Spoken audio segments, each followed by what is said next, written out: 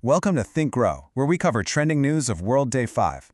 Look, when you glance at today's global landscape, it honestly feels like a chaotic blur of breaking alerts, doesn't it? But in this explainer, we're going to cut right through the noise and distill that overwhelming 24-hour cycle into clear, understandable themes. We'll be looking at everything from the high-stakes chess moves of global superpowers all the way down to a truly shocking and brilliant story of survival at the very end of today's lineup that you definitely don't want to miss. Let's get right into it. Just to give you a quick roadmap, we've broken today's developments down into three distinct areas. First, superpowers and global conflicts. Second, hazards, health, and tech. And third, economics and human resilience. All right, kicking things off with Section 1, Superpowers and Global Conflicts.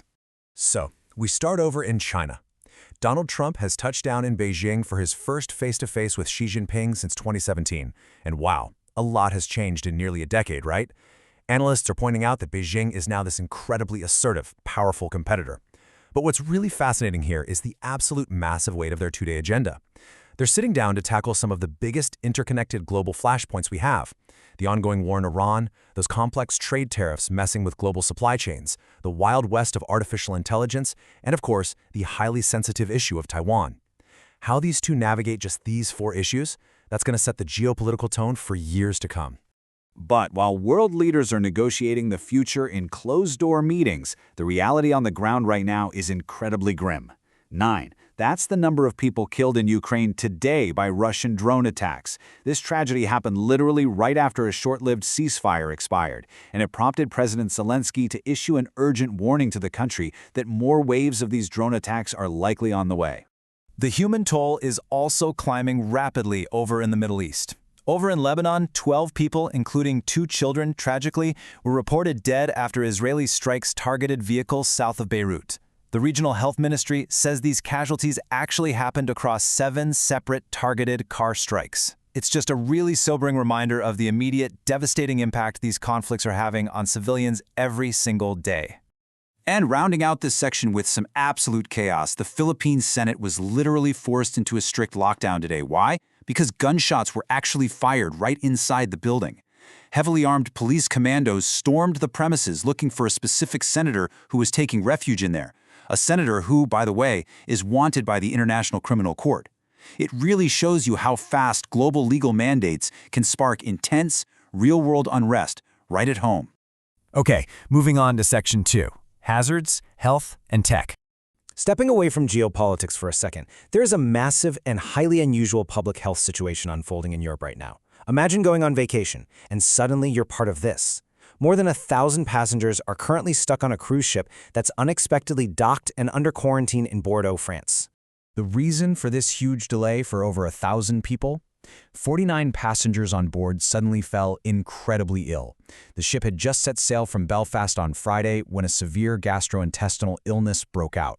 It's a real-time, vivid reminder of how fast health protocols have to lock down, and honestly, how fragile the closed environment of a cruise ship really is the second a pathogen gets introduced. In a much more isolated but equally wild health incident, let's look at the remote South Pacific. A woman who was on a completely different virus-hit ship is currently isolating on the Pitcairn Islands. Now, if you don't know, that's a British overseas territory and literally one of the most remote, isolated, inhabited places on the entire planet. She's in strict quarantine after potential contact with the handivirus. Thankfully, the local government says she has absolutely zero signs of illness right now. But think about it.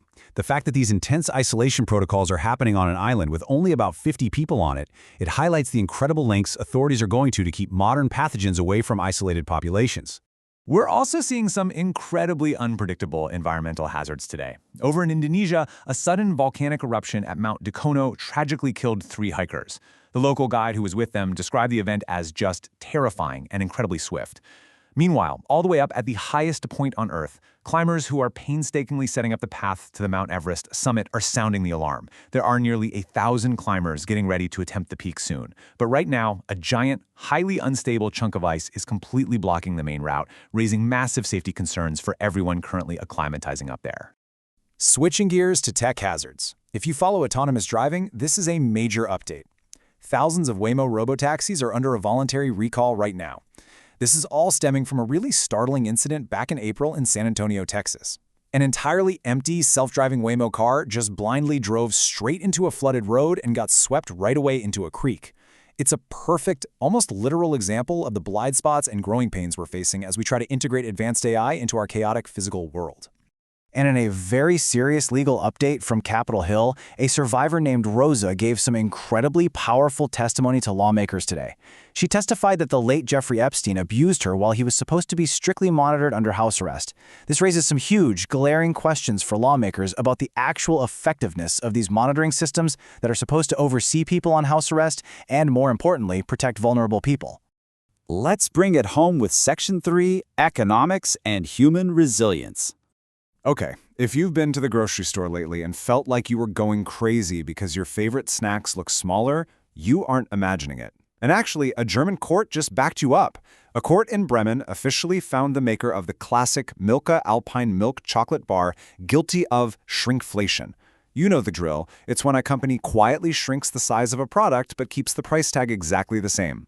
It is super rare to see legal pushback like this against an economic trend that has been universally frustrating consumers for years now. Down in Australia, which has some of the absolute most expensive real estate on Earth, there's a fierce economic debate happening right now over scrapping housing tax breaks.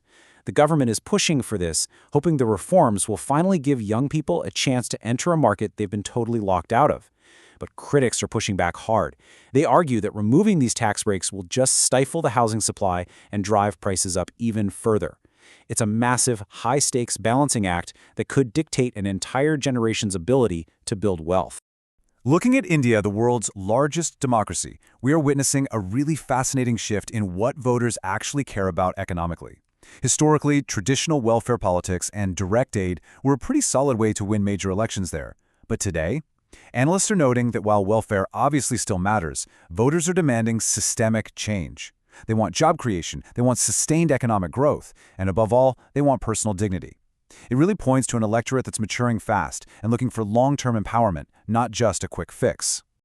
We're going to wrap up today's explainer with the story I teased earlier. Because amidst all the heavy geopolitics and economic stress, you need to hear this. Meet Farah and Tala. They are two displaced teenage sisters currently living in a war zone in Gaza. Faced with absolutely unimaginable devastation all around them, they decided, in their own words, to turn destruction into something useful. They actually just won a prize for a truly shocking and brilliant piece of innovation. They figured out how to create strong, reusable building bricks entirely out of wartime rubble. It's just an absolutely breathtaking testament to the human spirit finding a way, even in the darkest possible places. So from superpowers clashing over AI and global trade, to self-driving cars getting swept away in floods, all the way to teenage sisters literally rebuilding hope out of the ruins of conflict, it really begs the question. As our global systems get more complex and sometimes more fragile, is our everyday human resilience the only true superpower we have left? Think about that. Thank you so much for joining us for this explainer. Keep questioning, keep learning, and we'll catch you next time.